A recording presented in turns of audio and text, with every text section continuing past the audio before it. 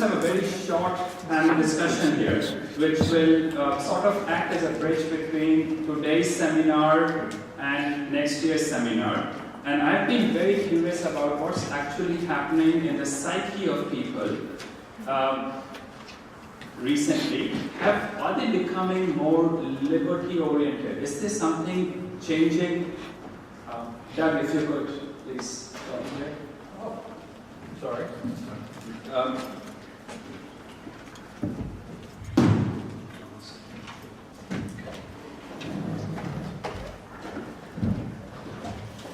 So just to repeat, I have been very curious about what's actually happening around the world. In many countries, there have been demonstrations. Tunisia, Egypt, Bulgaria, Turkey. They all had major demonstrations. In fact, even the most apathetic country I have known, even they demonstrated, India, demonstrated hugely in December. So I have been curious, what's happening in the people? Are they changing the views about what they expect about their existence in the society? Have they woken up? Are they refusing to be taken for granted, as it seemed it might have happened in Egypt and Turkey? There was a survey done in Turkey immediately after the demonstrations started. And apparently, and I'm using the word apparently here, 81.2% demonstrators identified themselves as libertarian. And a lot of libertarian organizations wrote a lot about it. They were very happy about it. So my question is the world actually becoming a more free place? Are people waking up? Or even the word libertarian is losing its value now, and people have corrupted it. So I would like to ask each of the panelists their views on this. Is this hysteria sweeping the world with these demonstrations? Or is this a real awakening taking place as a result of more information about their surroundings and about themselves? So I'll perhaps start with Rick. Okay, maybe not Rick. Whoever wants to start has a few words. Maybe we can if each panelist speaks for about 3 minutes, then we will go around once more, and then we'll take any questions, and if anyone has any comments, and if we could wrap it up in about half an hour or so. So anyone who wants to start first. That's what happens when you're the last guy in the room, I guess. I think it's the result of a couple of things. I think social media. I think there is an awareness around the world of people's living conditions other places, and they start comparing themselves to other people, and they want something better. I think what would make it say no man cares how rich he is, other than he's $1 richer than his brother-in-law. And so I think people look at other people's plight and want a better life. I think there's something else that should be considered is policies such as ethanol and things that have increased the price of corn and raised the inflation rate and the food inflation rate in the Middle East and other parts of the world. And a lot of these, the U.S. media doesn't cloak it this way, but these are food riots. When we talk about Syria and other places, we're talking about hyperinflation in some cases, and so these are definitely economic, not necessarily feel-good kumbaya freedom movements. It's just flat economics, and so I think it's going to continue, and social media and technology helps make it happen. Well, I think it's a mixed bag. I don't think we can characterize all these uprisings as overall good or bad. But the bad part is, it seems to me most of the people involved think the problem is the person and not the system. So they want to get a better person in government, and they don't realize the problem with the perverse incentives of the state. Some of the good is that, well, first of all, uprising and rebellion against dictators is always a good thing. Secondly, there was some anarchist squints, as James C. Scott calls it, in these movements. For example, in Taksim Square in Istanbul and Tahrir Square in Cairo, some of the demonstrators, when violence started, set up free market medical stations. They had food, they brought food in and they were feeding people without the assistance of the state. They even had police forces. They were policing the boundaries of their settlement, so the government goons couldn't come in. So I think that's a good sign that people are seeing the benefits of free markets in these critical services. On another topic, would you all join me in thanking Jane for putting on such a wonderful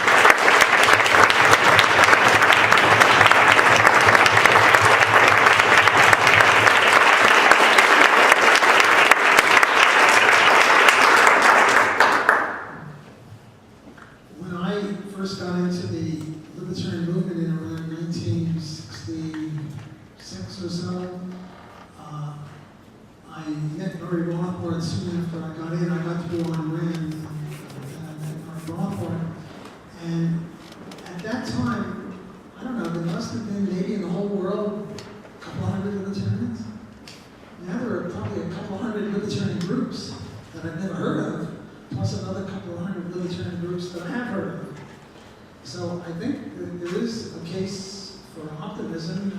I've been at it since around 1965 or so, and it's many years later now, and it's grown like topsy. I mean, at one time, I hung around with Murray Rothbard, and he sort of was like the queen bee of libertarianism, to mix my metaphors, and he sort of knew every libertarian, and there weren't that many of us. Now there are libertarian groups that I've never heard of. So as the gays said, we are everywhere. Well, we're not everywhere, but we're getting everywhere. It's onward and upward. On the other hand, there's a lot more to go.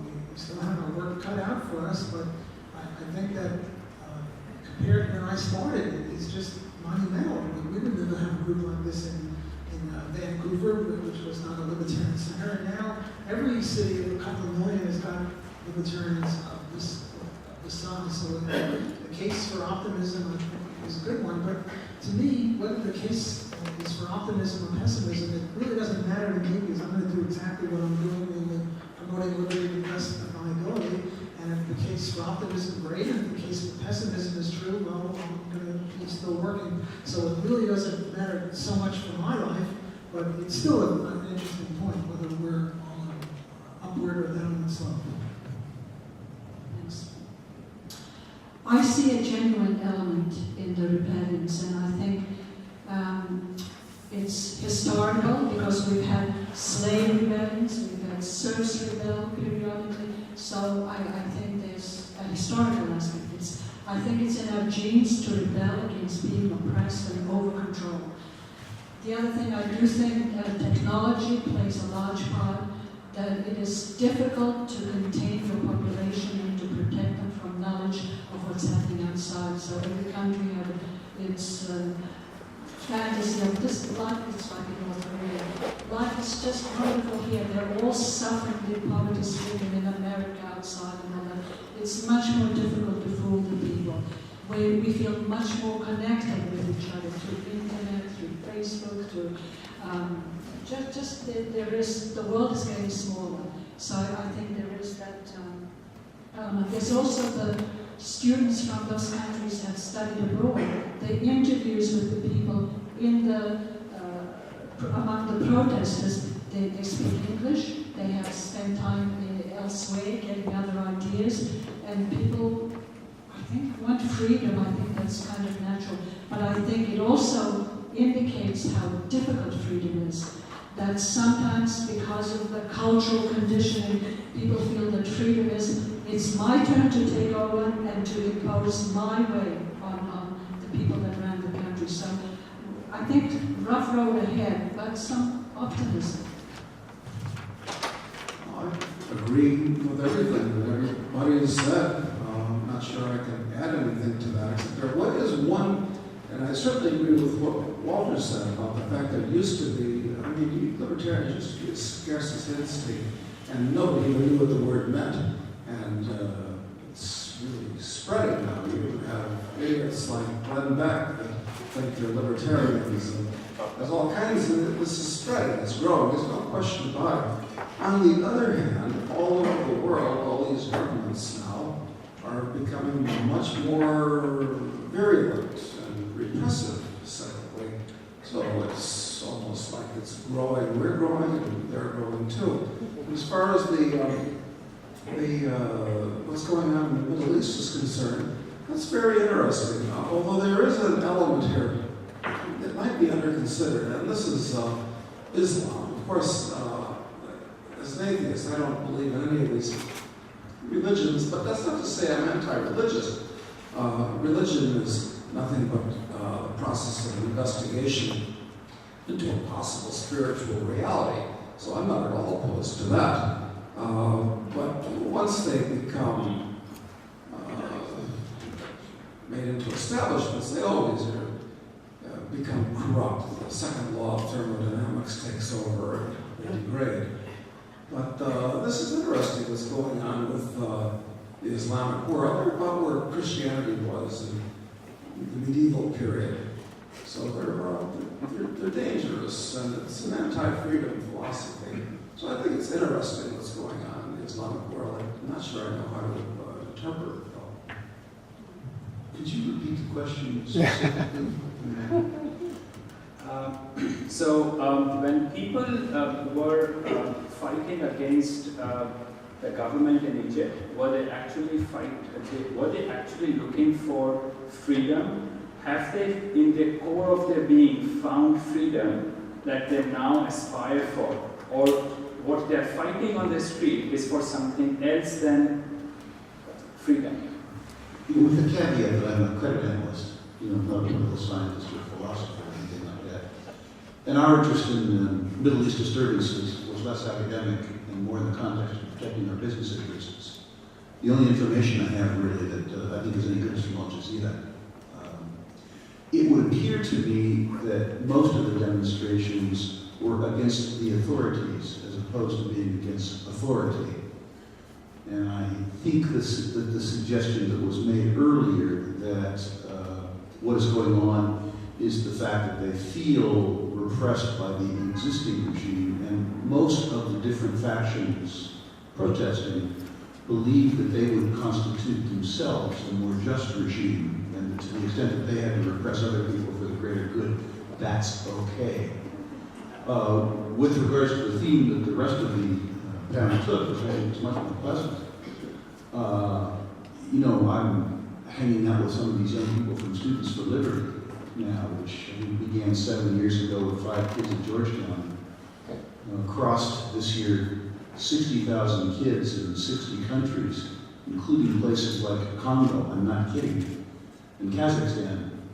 If you hang out with these kids, I call them kids, because look at me, you can't help but be impressed with, if you're my age, where they are philosophically and where I was at that time philosophically, which is to say, they're really, really advanced and I was nowhere. So while I don't feel particularly thrilled or not thrilled about the Arab Spring, other than, as was said, knocking off the occasional dictator is always good, irrespective of what replaces him. As Doug says, it keeps them on their toes at the very least. To me, that's sort of a net neutral. But what's going on on a global basis with younger people turning to liberty, the young ones that my wife and I met as a consequence of Doug Casey's efforts to recycle, as an example, in Lithuania and Belarus, absolutely super good. And you have to feel good about that. So, one other thing, and this doesn't mean to be politically correct, but we thank Jayant, and we need to thank Raji too. Jayant thought about it, Raji did it.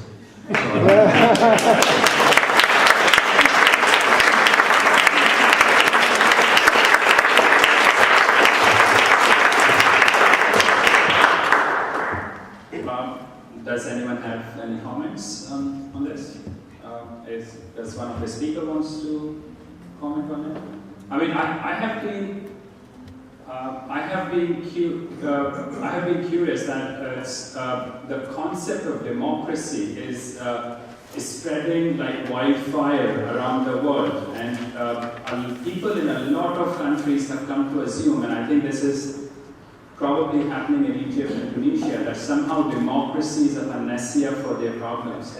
And if that is actually what's happening, then it's not really going to solve any problems. It will cover problems it will just put a very nice facade on the problems, and problems might just simmer for a very long time, because the concept of democracy is very vague. People don't have a dictator to point their fingers to anymore after that. So, wondering if you have any thoughts on that.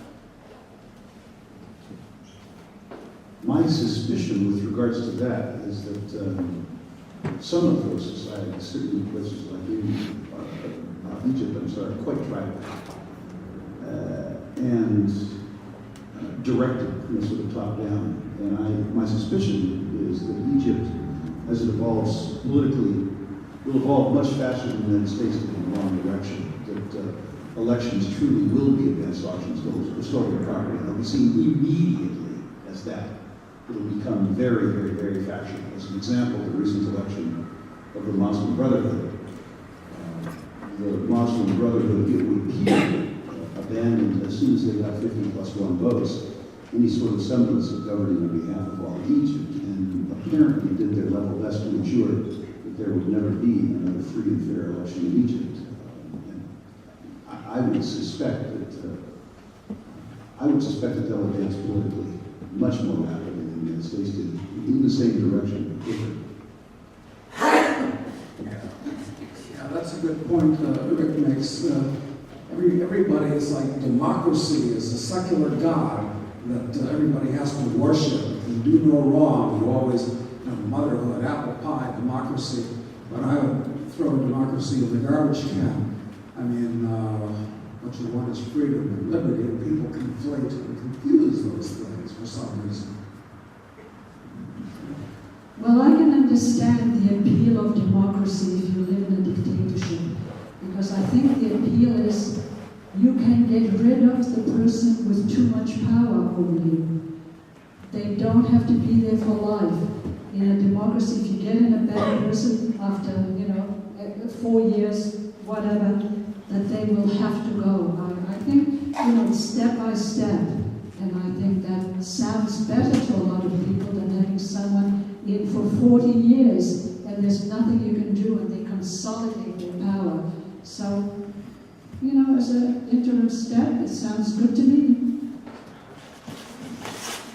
Hans Hoppe has got good criticisms of democracy. One vote, one time. I'm not really a big fan of democracy. I would favor more free enterprise. As to where we're going, it's really hard to say. There are good indications and there are bad indications. I guess my view is we just have to do the best we can and promote liberty in every way we can, and keep on going. I really don't. I just would lean on the great political philosopher The Who, and he said, meet the new boss, same as the old boss. And I think that's what works with democracy. And, people around the country or around the world who cry out for democracy should be careful what they wish for. Okay, so there's a question from... Well, I just have a comment because you asked for audience input. I mean, I think there's very simplistic narratives that we're often given about what's going on in Tunisia or Egypt or Brazil. It's always, we're given this very simplistic, or Syria, it's a very simplistic image of it's the people rising up against their oppressive government. But as someone mentioned, all of these situations are different. They're all very complex. There's very different things going on. There's different segments, often to us. So I would really caution people against just accepting this narrative, either that it's for democracy or that it's for freedom.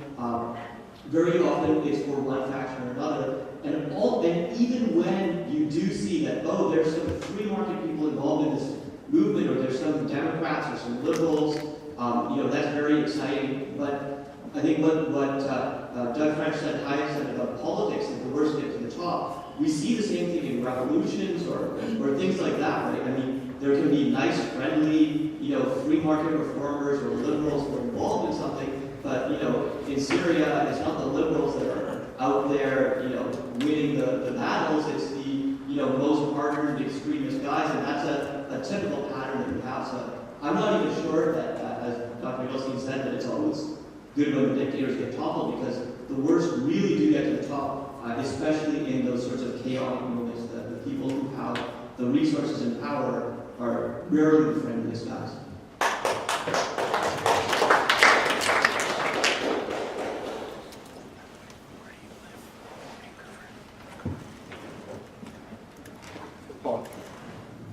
Thank you. I just had a comment. I believe democracy is not an end product. A country cannot be a democracy. Democracy is a methodology for choosing through vote. We can be around here, all of us could vote on what to have for dinner. And but that says nothing about the end result. The dinner could end up being a horrible thing. And that's what people put a lot of hope in the outcome. If you're choosing a governor or a premier or a president, the fact that you chose by a methodology called democracy says nothing about the outcome, how this person will behave. And that was what the original idea of the Constitution of the United States, unless you have a set of rules that is written in stone beforehand that this person promises to follow. Thank you. I think the system of democracy does say something about the outcome. It says that the majority will be the winners and the minority will be trampled. Hitler came to power through the democratic means. It was not a coup d'etat. It was a little complicated, but it was a congressional or parliamentary procedure that got him. And sometimes you get this one man, one vote, one time, and there's no more of it. So democracy is no guarantee of liberty. And I think to use a metaphor for sports, keep your eye on the ball. The behind the ball is liberty, not how you vote. John, thank you ever so much. I just wanted to make a comment about two elements that you brought up. The very first one is the number of people that call themselves libertarians after some of the uprisings. I'm fairly active in my local libertarian meetup group, and we are trying to bring people into the organization all the time. I've had lots of discussions with people who also call themselves libertarians, and we have very little in common. So just because I call myself a Himalayan yak herder means absolutely nothing. It's one of those things where it's libertarian means different things to different people. I'm very happy that they're using the term, though. This problem exists with Republicans and Democrats alike. So just because you put a label on yourself doesn't necessarily mean that you think exactly like other people. But making it part of the common lingua franca is, I think, most important for the libertarian movement. And the second thing is that when I take a look at what's going on inside the Middle East, or whether I take or have a conversation with somebody who's brand new to my local libertarian meetup group, the thing that I find hooks them the most, and the most solidly, I guess is what I should say, is arriving at the conclusion that they have the ability to opt out. I think that with the uprising in Egypt is somebody has the ability to opt out of their current situation. We have conversations about things, even in Canada, we have conversations about things like Obamacare. And a lot of people are willing to rail against Obamacare for many different reasons. But if you tell people that they have the ability to opt out of participating in that, and also opt out for paying in it, wouldn't that be wonderful? Let people do whatever they want to do, but at least giving you the choice of opting out. I find that to be very a very tasty morsel that people are very excited about. You can start talking about healthcare. You move that over into education. Pretty soon, this young person who you've only known for less than 2 weeks is talking about private road systems, which is something that took me in my university time about a couple of years to arrive at. So I think if we use the term ability to opt out, I think that that's going to help us sell libertarianism a lot easier to this upcoming young generation. Right.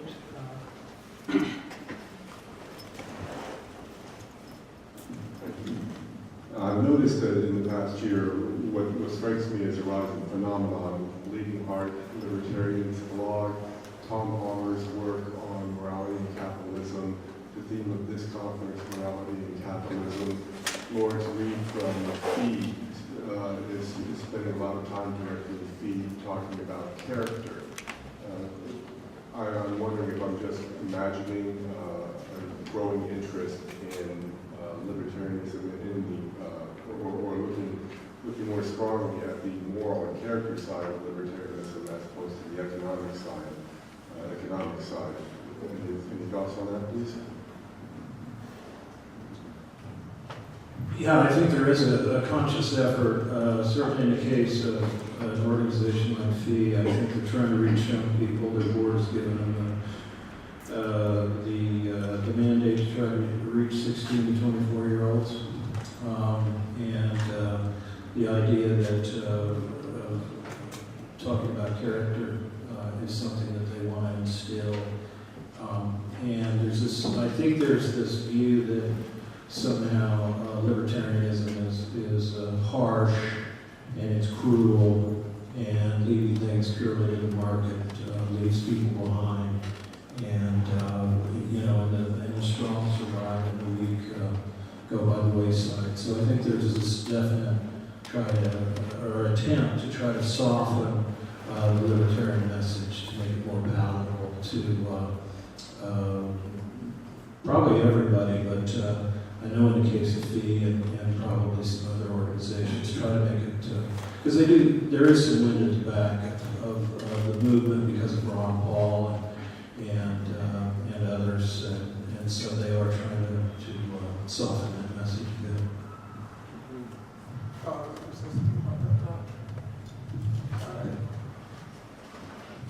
Libertarians are very much associated with the economic free market, of course, and perhaps it's been a tactical error to sell it as the intelligent thing to do, as the thing that works best, as opposed to selling it as the right thing, the moral thing to do. That's why people like liberals, or people want to think of themselves as being good, and unless they're criminal personalities, they actually try to do the right thing. So they're sympathetic to liberals, because liberals sell themselves as kind-hearted and right-thinking and good people. So the whole thing with economics, anyway, is it's a moral philosophy. So we should sell libertarian as the correct, the moral thing to do, like liberals do. Take that ground from them. And it dovetails with economics, which is, it is a moral philosophy, not a bunch of economics. It's a bunch of numbers.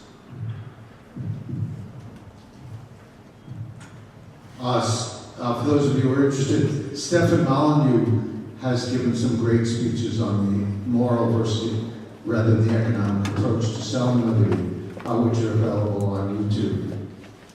Getting back to opting out, I think a long-term hope for freedom is seen right now in the seeds of space. More and more private companies are getting involved in building rockets and leaving the Earth, and possibly in the long run we'll be able to see to another planet.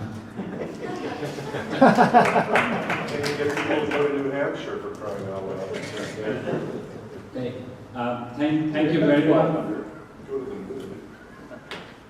All right, I think we have now come to the end of the day. I want to thank all the speakers, everyone who has come today. I'm really flattered. So many people came from outside Vancouver as usual. As I said, please complete the survey form and give it to me, please.